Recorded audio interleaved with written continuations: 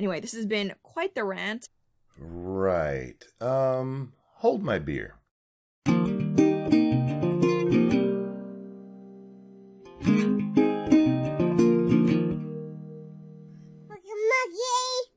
Previously on a very special Monkey in the Morning. There's context that's needed here because this makes it sound like anybody who supported Kyle Rittenhouse they were saying was repugnant.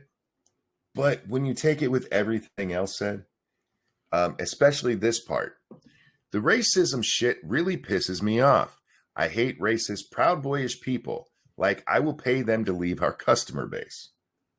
He's talking about racist people. Not all of you. Yeah, his phrasing on this, he is not the best spokesman for this company.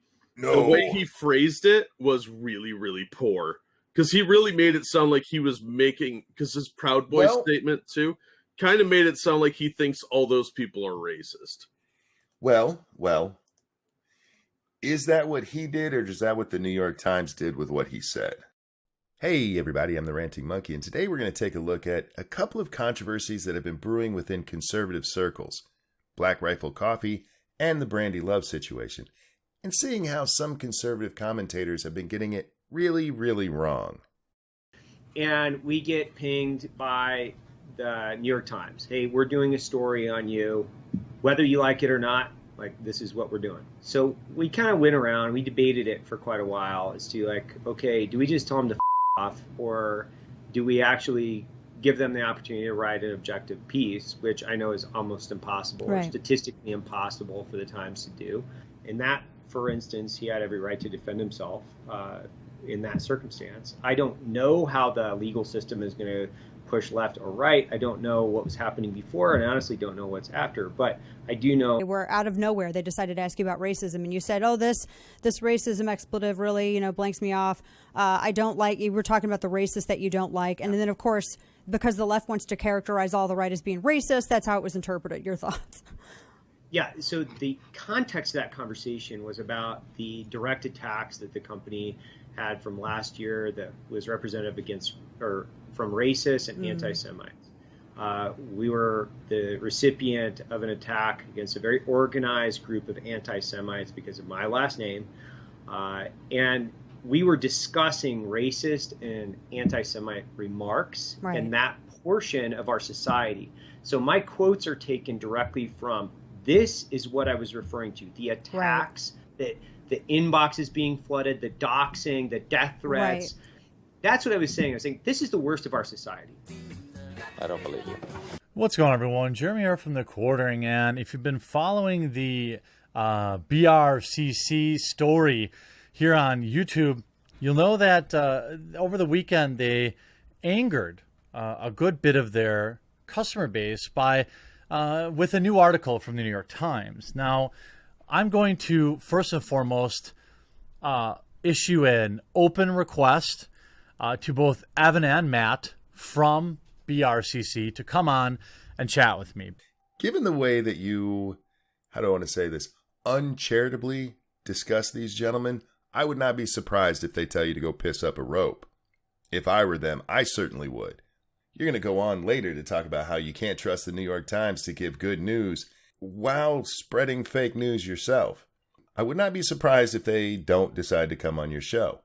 I absolutely extend the same invitation to them, as well as you, if you'd like to talk about how horribly you got this story wrong. And I love to give you the benefit of the doubt, except there are a lot of inconsistencies. And I saw you go on Dana Loesch's show. As somebody who gets names wrong all the time, I understand. But for the record, her name is Dana Lash. I know how it's spelled, but that is pronounced Lash. Which was extraordinarily kind to you. Essentially, she just played defense for you and led you into saying the right things. That's how it felt to me. That's how it felt to me. Oh, God. Yeah, that's where we are. That's how it felt to me. Maybe, and I'm just throwing this out there, we should put away our feelings and look at the actual facts. What question is it you think that Dana Lash should have asked that she didn't? Why is this something you never address in your video? You repeatedly talk about how it's a friendly platform, but you never say what it is she should have held them to account for. Other than, of course, when you get it absolutely wrong. But I'm getting ahead of myself. An interview in which you proclaimed all of these quotes as literal fake news and that they were out of context. Now, I will say, as a fellow hater of mainstream media, I want to believe you. Okay? I want to believe. But doing so won't get my audience all pissed off about something that's not really an issue if you look at it objectively. So I'm going to have to pretend that this organization, the New York Times, that I tell you later in the video you should never trust, and that you should record any interview you do with them on your own so you have absolute proof, that organization that I do not trust at all, I'm going to trust them in this instance. Don't worry, I have proof. Twitter. But your actions in the days immediately following this article do not vibe with that. I know if I had participated in an interview with the New York Times and they had grossly misquoted me and angered my entire subscriber base, I don't think I would just blindly retweet the article. Okay, we got a couple of different things going on here. First of all, they weren't grossly misquoted. The quotes were taken out of context by the way the article was put together. We'll get to that in a little bit.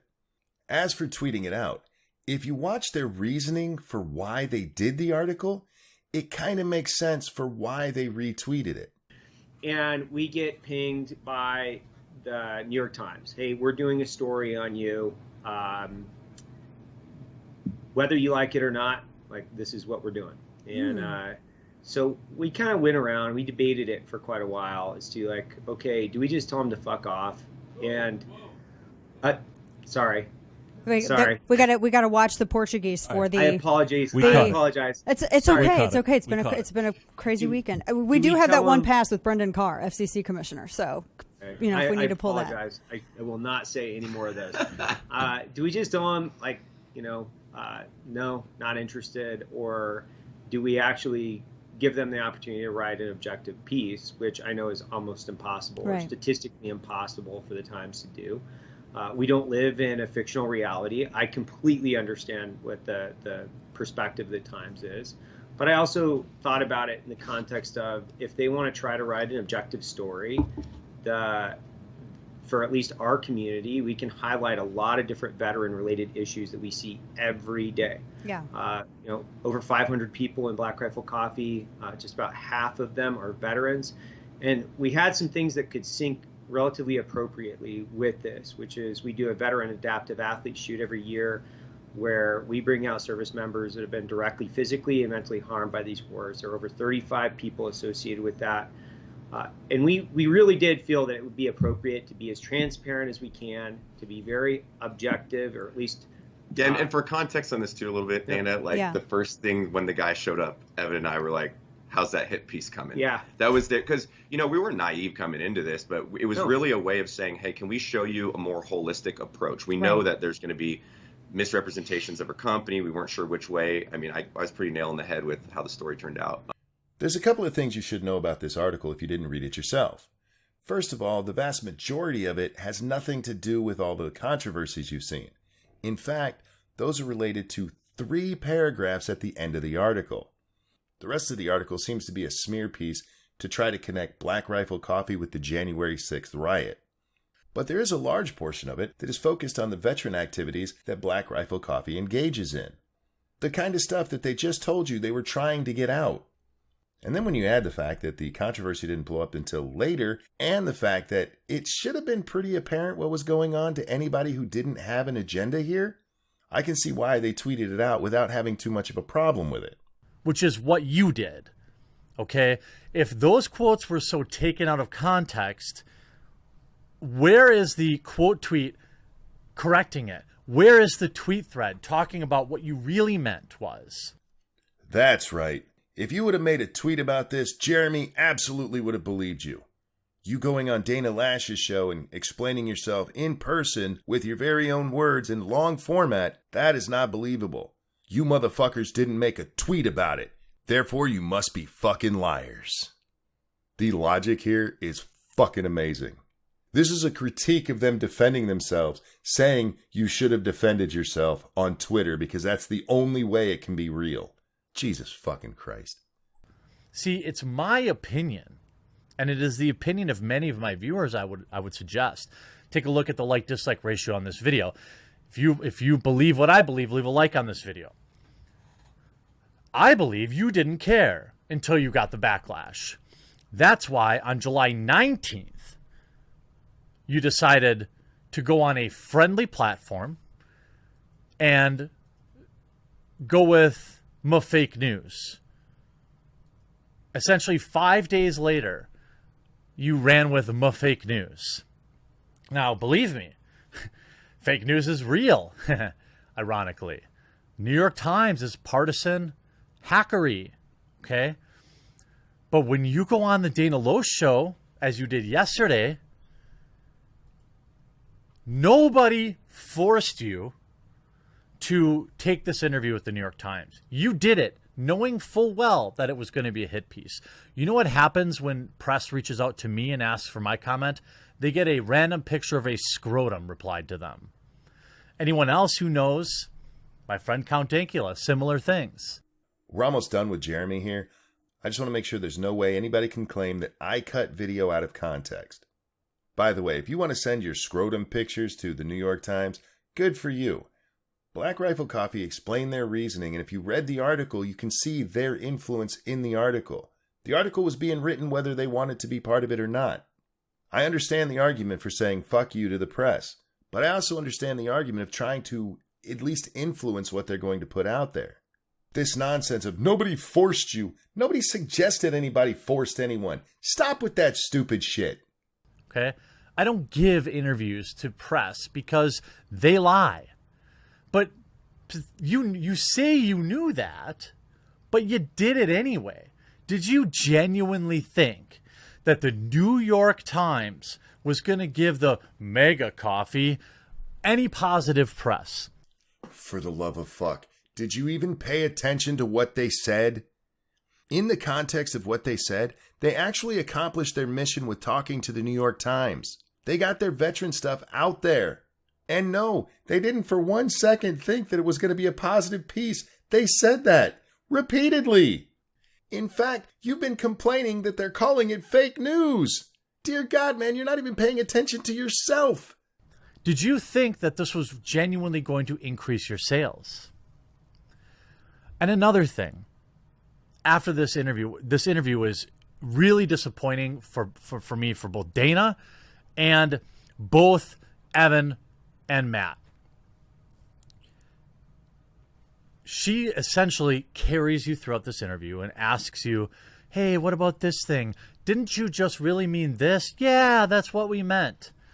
Oh, that quote about, I wish I could get rid of these garbage people. So there's a point in this video where you're talking about your statements, okay, about, you know, I wish I could get rid of these people. They're the worst kind of people on the planet, right? I want to get rid of them as customers. That was the quote in the New York Times piece that you are not, you're not refuting that you said that. You wish you could flush them. You would pay them to not be your customer, is what you said, right?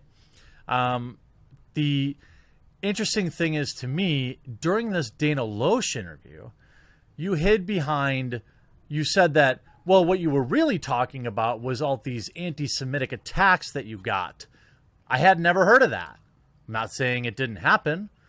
I'm saying that's the first I'm hearing of it. So it feels like maybe you're using that as a shield.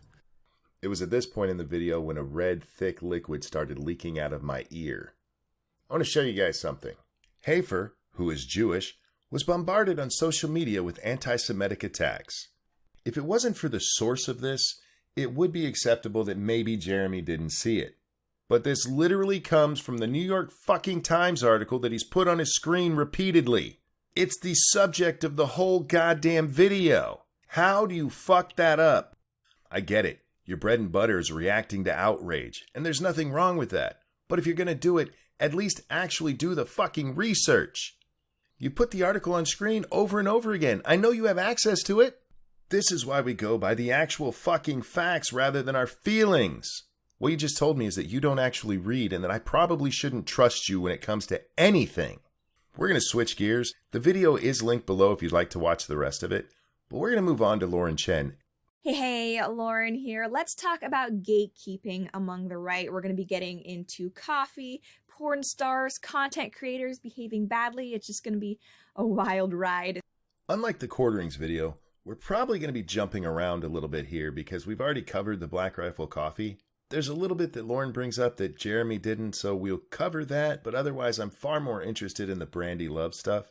As with the quarterings video, this one is linked below if you'd like to watch the entire thing and make sure that I am being charitable. So recently, Black Rifle Coffee Company was trending on social media, and not for very good reasons.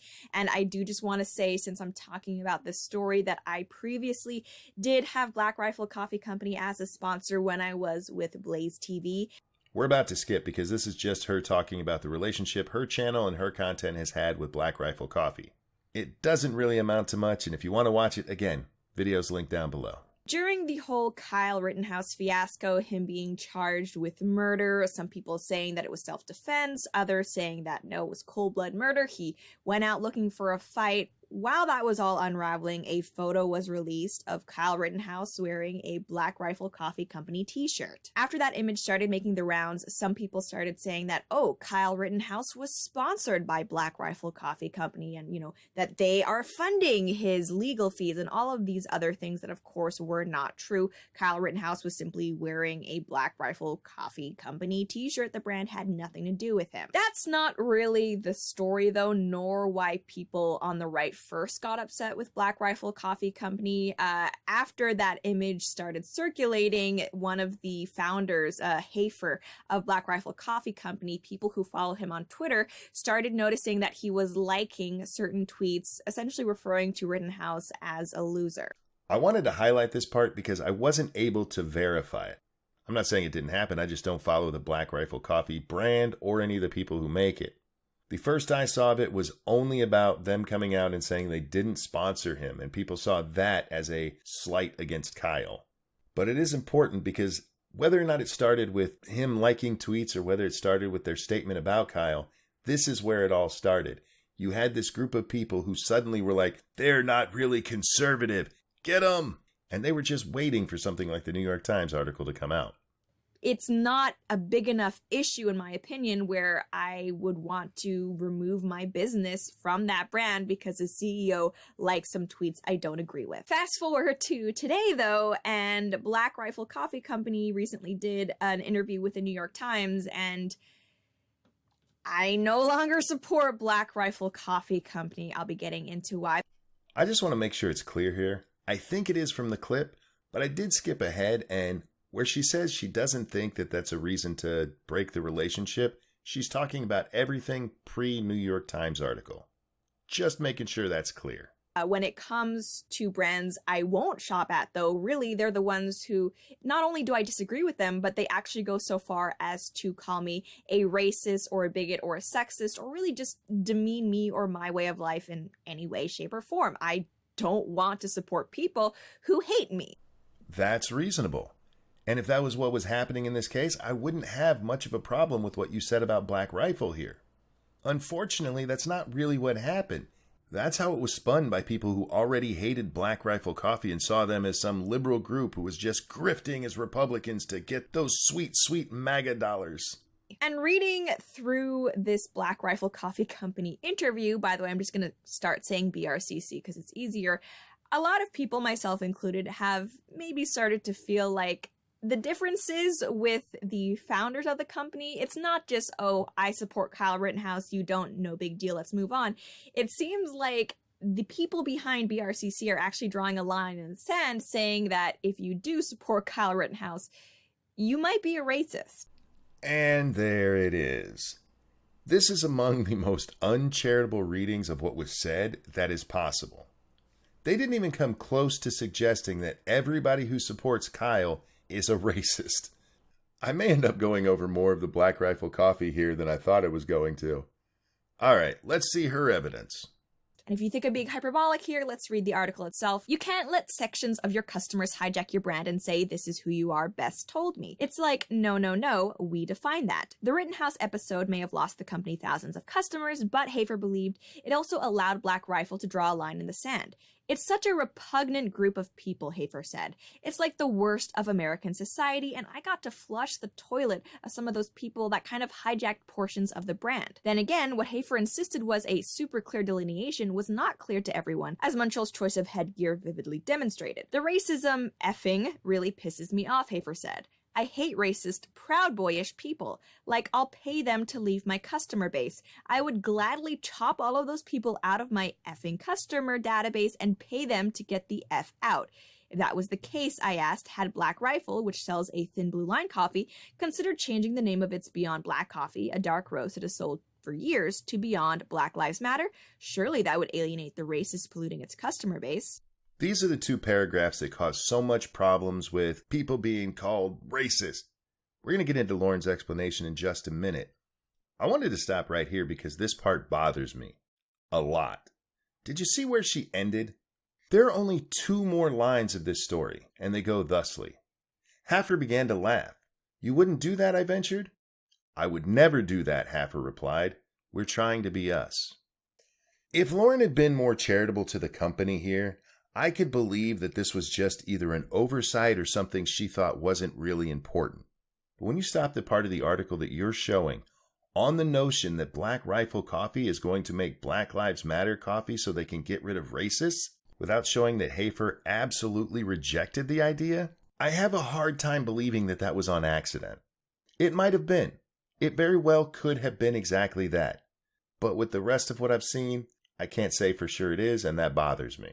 So again, Hafer and Best, the people behind BRCC, I don't need them to support Kyle Rittenhouse for me to want to buy their product. However, when you start calling people who essentially do support Kyle Rittenhouse or who do support the Proud Boys or who are a Proud Boy, you know, the worst of American society, people who you effing hate, you would pay to get the F out, it's kind of like you are explicitly telling me, which is essentially what you're doing, to not support your product. So that's what I'm gonna go ahead and do. I don't support you anymore.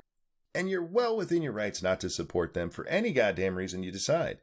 But let's take a look at the quote again. The racism shit really pisses me off, Hafer said. I hate racist, proud boyish people. Even if you want to take exception to the notion of the Proud Boys being racist, the overlying theme here is racist people.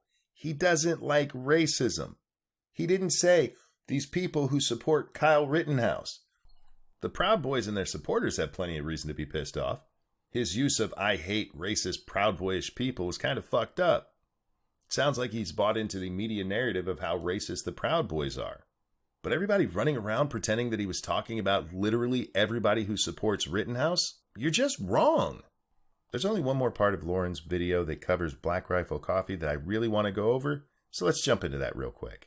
Because this article actually goes into another example of the BRCC team being the same sheeple that I'm sure a lot of you don't like, who simply believe everything the establishment tells them. Specifically, it says that Hafer and Best were talking in a glorified supply closet in the Salt Lake City offices where potential designs for new coffee bags were hanging on the wall. One of them featured a Renaissance-style rendering of St. Michael the Archangel, a patron saint of military personnel shooting a short-barreled rifle. In Afghanistan and Iraq, Hafer knew a number of squad mates who had a St. Michael tattoo. For a time, he wore into battle a St. Michael pendant that a Catholic friend gave him. But while the St. Michael design was being mocked up, Hafer said he learned from a friend at the Pentagon that an image of St. Michael trampling on Satan had been embraced by white supremacists because it was reminiscent of the murder of George Floyd. Now, any plans for the coffee bag had been scrapped. This won't see the light of day, Hafer said. So you have St. Michael, right? A noted patron saint in the Catholic religion and just a biblical figure, right, who has been embraced by men going into battle for really hundreds of years.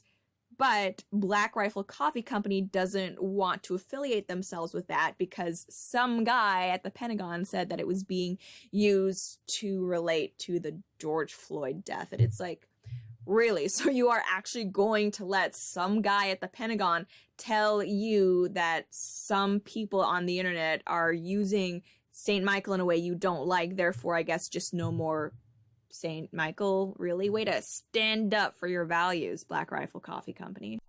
Let me pose another possibility. Maybe, just maybe, it was simple marketing.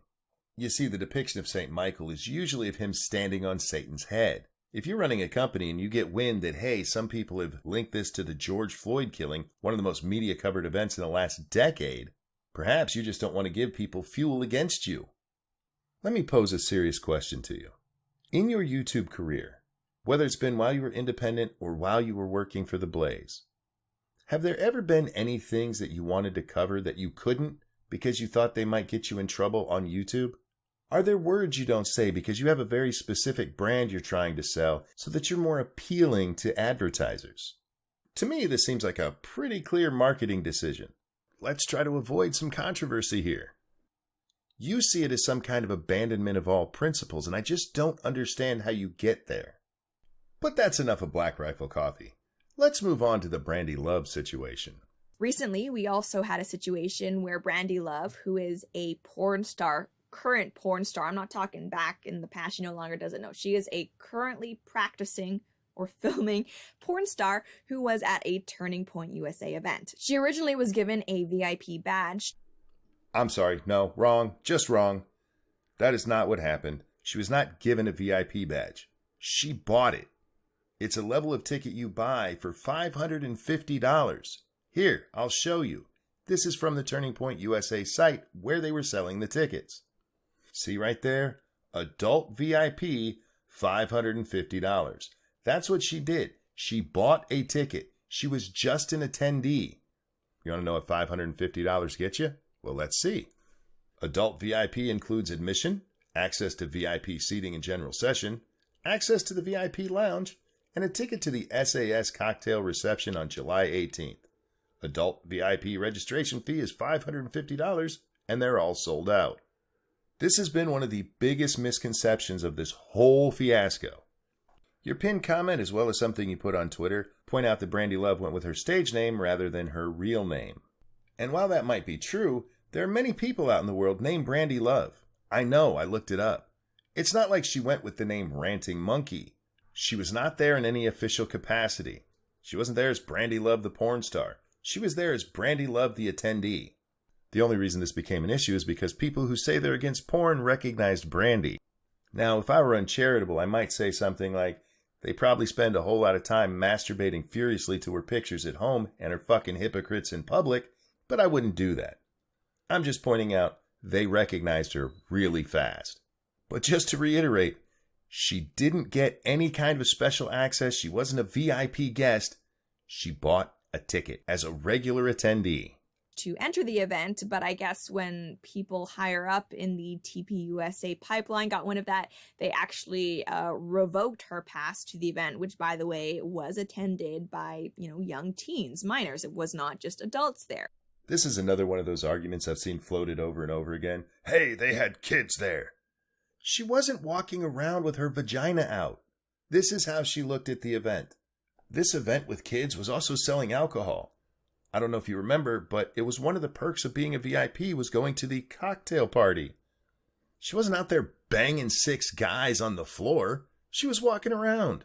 And now people are calling Turning Point USA and really anyone who supports their decision to not VIP special feature a porn star at an event with minors, gatekeepers, people who are trying to push people out of the right-wing movement, which is exactly the same thing that people who are criticizing BRCC are saying. And it's kind of like, hang on. I get that if we want the right to succeed, it just doesn't make sense for us to spend more time criticizing the right than we do the left. And that's why most of my videos are about the left. But at the same time, if we get to a point where the right essentially becomes the left, what would have been the point of any of this? I mean, if we just keep buying coffee from people who think we're racist, does it matter if the people who think we're racist are Starbucks or Black Rifle Coffee Company because they have an American flag in the background?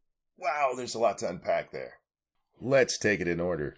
I know I just said this, we just covered this in the last section, but Brandi was not there as an invited VIP. It was a level of ticket that she bought. It's being called gatekeeping because that's exactly what it is. In fact, There's a tweet you put out that we're going to look at in a little bit, which pretty much shows that's exactly what you're doing. And as for the right becoming the left, please explain to me how a porn star going to an event where she bought a ticket to attend it to celebrate conservative values is somehow becoming the left. I honest to God don't understand. And if we are just going to be normalizing sexual degeneracy, doesn't matter whether the porn star we invite to our event, which again has minors present, doesn't matter whether said porn star wants lower or higher taxes. Let me pose a question to you. Since you specifically brought up the taxes and Matt Walsh was running all over Twitter the other day talking about how it's all about the taxes, let me ask you this. If you could get rid of porn, but you had to get rid of the Second Amendment, or you could absolutely guarantee that the Second Amendment will never go away, it'll be fully protected, but you have to embrace porn, which of those options is the conservative one? I got to tell you, from where I sit, it's the Second Amendment. Somebody doing porn is grown adults doing their own damn thing. People who partake in porn are making their own choice. I would much rather side with a porn star who agrees with me on the First Amendment and the Second Amendment and on taxes than some fucking prude who hates all of the things that I stand for otherwise. Where do you stand on that question? Because Matt didn't answer it. Odd how he only talks about the taxes, as though that's the only thing that conservatives care about. And on the same page, again, this is an issue that I've been thinking about for a while. I recently on social media called out conservative commentators. You know what? I call out anybody I think is wrong. I always have, I always will. And in this case, I don't think you're a bad person or anything. I just think you're wrong. Glad to see you think it's okay to call people out, even if they're, quote unquote, on your side. And you know what? That's okay. We can still work together when we do agree. But I don't think other people, no matter how you politically identify, have the right to tell me what behavior I should or should not find acceptable. Okay. I'm sorry. Let's look at what happened. Brandi goes to a Turning Point USA conference. All she did while she was there was walk around the floor. Somebody noticed her, threw a big fit because she was there, and got her kicked out. She was there to agree with you on these things that you say it's okay that you guys agree with. There was no behavior that she was doing at that moment that in my mind should have caused her to get kicked out. What you just said here sounds like a platitude. Hey, look, we can still work together when we agree. Well, she was there because she agreed. I'm just not going to put up with behaviors. There was no behavior. You're talking about things she was doing outside. That doesn't sound like we can agree when we agree. That sounds like, oh, gate's closed. And I mean, the whole perversion of what it even means to be conservative anymore is why I don't really identify as being conservative anymore. Because if conservatism has been watered down to essentially just mean lower taxes, less government, freedom, even to the point where, yeah, porn stars, come on in. People who think Kyle Rittenhouse is a racist and the Proud Boys are terrorists, come on in. And it's like, then I don't want to be part of that movement anymore. Nobody's saying you have to be a conservative, and to be honest with you, you probably shouldn't be. With the condescending way you just said freedom, I'm wondering if you actually are. Let me ask you this. If Brandi was a banker instead of a porn star, but all of her beliefs were exactly the same, would she be conservative? You might think that she's not upholding Christian conservative values, but not all conservatives are Christian. They never have been. What you've done in this video, and especially with that tweet we just saw, is absolutely gatekeeping.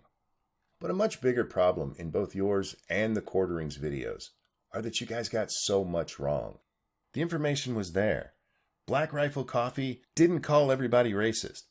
They absolutely did mention in the article that there had been anti-Semitic attacks. And Brandi wasn't invited as some special guest. She bought a ticket. I don't want to judge why you guys didn't go find the information, but it was there. For Jeremy, literally at his fingertips. If you're going to be commenting on these things, especially these topics that get people so worked up, you'd be doing everybody a favor to at least get the damn facts right. Unless you just don't want to. A lot of this discussion is subjective. Whether or not you think porn stars should be related to conservatism in any possible way is up to you. Whether you think Black Rifle Coffee is just grifting on that sweet, sweet Republican money, I can't tell you differently. They might be. I don't think they are, but hell, I can't read their minds. Facts should inform your opinion. Anybody basing their opinions on these two videos are going to get it wrong, at least in part. Look, I'm not perfect. Hell, we all make mistakes. But as commentators, you really do have a duty to get it as right as you possibly can. Man, that was a long one. Been doing those lately. Everything that was talked about is linked below. The articles, the Monkey in the Morning episode, the videos from each of these guys. Check it out yourselves. Make up your own minds. Thank you so very much for watching. I'm the Ranting Monkey, and I'll see you next time.